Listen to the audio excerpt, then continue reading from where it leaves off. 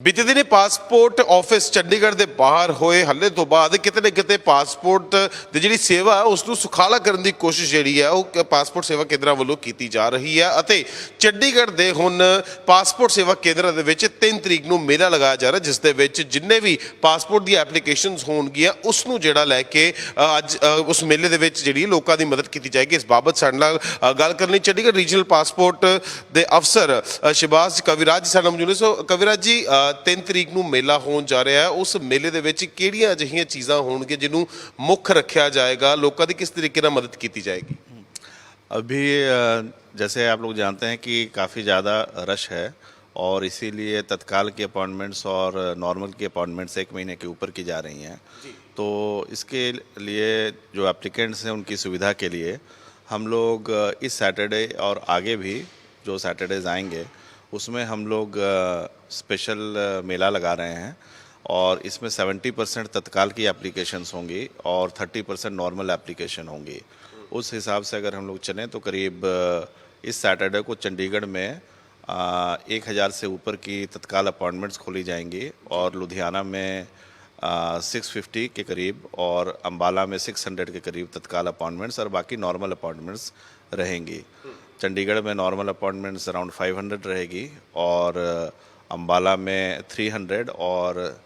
लुधियाना में 350 करीब normal appointments भी रहेंगी। तो इससे जिन लोगों को दूर की अपॉइंटमेंट मिल रही है वो लोग जो है रीशेड्यूल करके इस सैटरडे को और आगे की सैटरडेज जो आएंगे उसमें जो है एप्लीकेशन अपनी प्रोसेस करा सकते हैं। इसके लिए हम लोगों ने स्पेशल प्रबंध किए हैं और जितने भी पासपोर्ट सेवा केंद्र हैं वहाँ पर चंडीगढ़ में जो हमारा सेक्टर 34 का ऑफिस है यहाँ का सारा स्टाफ वहाँ अलग से भी डिप्लॉय किया गया है और हमें उम्मीद है कि इस तरह से जो तत्काल की जो अपॉइंटमेंट्स हैं वो हम लोग अगले कुछ हफ्तों के बाद हम लोग 1 दिन या 2 दिन या 3 दिन के अंदर में आ जाएगी और इससे लोगों को काफ़ी सुविधाएं मिलेंगी। इसमें अगर जैसे 3 तारीख को आप ये मेला कर रहे हैं, अगर किसी की अपॉइंटमेंट 4 या 5 तारीख को भी है, क्या वो उसको रीस्केड्यूल करके 3 तारीख को कर सकता है और वो रीस्केड्यूलिंग का प्रोसेस क्या रहेगा?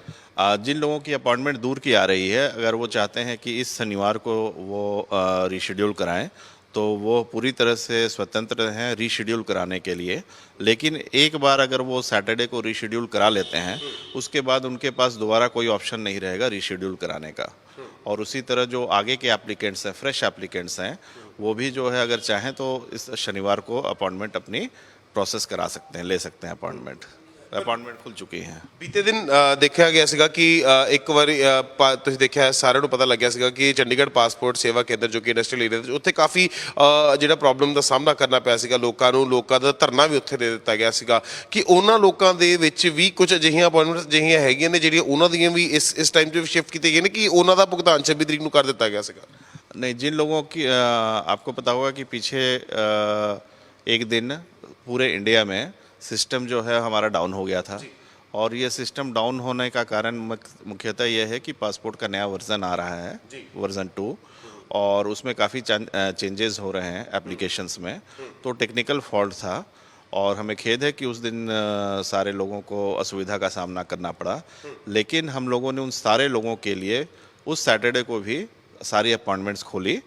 और जिन लोगों को जल्दी चाहिए था उनको हम लोगों ने नेक्स्ट डे और उसके बाद के नेक्स्ट डे पे अपने लेवल पर आरपीओ चंडीगढ़ की तरफ से अपॉइंटमेंट इशू करके उनका हम लोगों ने प्रोसेस कराया। तो इस तरह के कोई भी एप्लीकेंट नहीं है जिनका कि विदिन 3 डेज उनका जो है अपॉइंटमेंट प्रोसेस ना किया गया हो।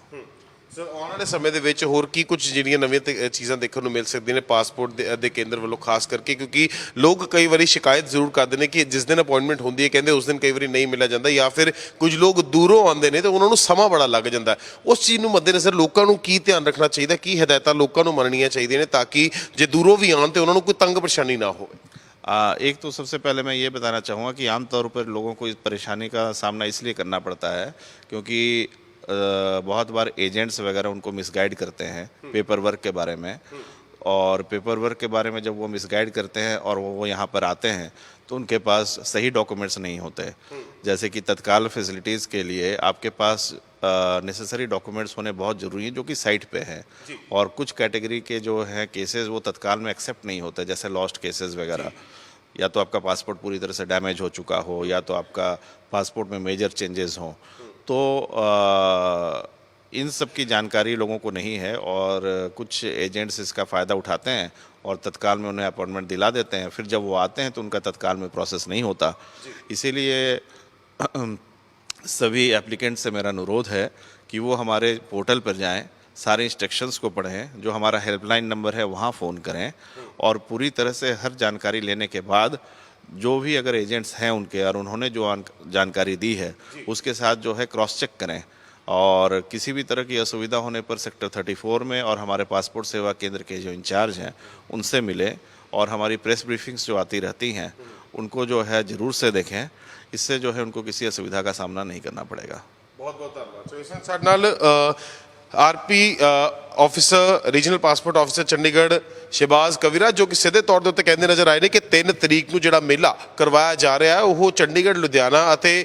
ਅੰਬਾਲਾ ਵਾਲੇ ਪਾਸੇ ਜਿਹੜਾ ਪਾਸਪੋਰਟ ਆਫਿਸ ਨੇ ਉਹਨਾਂ ਵਿੱਚ ਕਰਾਇਆ ਜਾਏਗਾ ਤੇ ਨਾਲ ਹੀ ਨਾਲ ਚੰਡੀਗੜ੍ਹ 'ਚ ਖਾਸ ਕਰਕੇ ਜਿਨ੍ਹਾਂ ਦੀ ਅਪਾਇੰਟਮੈਂਟਸ ਹੈਗੇ ਨੇ ਤੇ ਉਸ ਦਿਨ ਤਤਕਾਲ ਅਪਾਇੰਟਮੈਂਟਸ ਜਿਹੜੀਆਂ ਉਹ ਲਿੱਤੀਆਂ ਜਾਣਗੀਆਂ। 70% ਜਿਹੜੀਆਂ ਤਤਕਾਲ ਅਪਾਇੰਟਮੈਂਟਸ ਹੋਣਗੀਆਂ ਤੇ 30% ਜਿਹੜੀਆਂ ਨੇ ਉਹ